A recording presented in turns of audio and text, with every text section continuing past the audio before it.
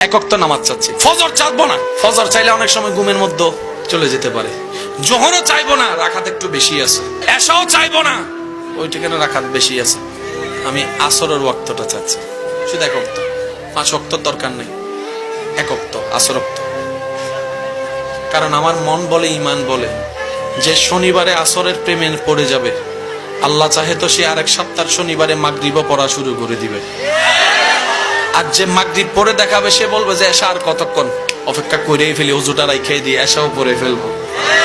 আসর থেকে শুরু হলো, মাগরিব হয়ে এশাই গেল, একদিন করতে করতে সে বলবে যে আমি যেহেতু শনি থেকে বৃহস্পতি বেনামাজি আজকে যখন 3 ওয়াক্ত শুরু করছি, ফজর আর এমন কঠিন কি, ফজর আর এমন কঠিন কি, আল্লাহ দয়ায় এমনও হতে পারে ওই 1 ওয়াক্ত থেকে শুরু হওয়া 5 ওয়াক্ত পড়ে পড়ে আল্লাহ দয়া করলে একদিন সে তাহাজ্জুদের নামাজও দাঁড়ায় যেতে পারে।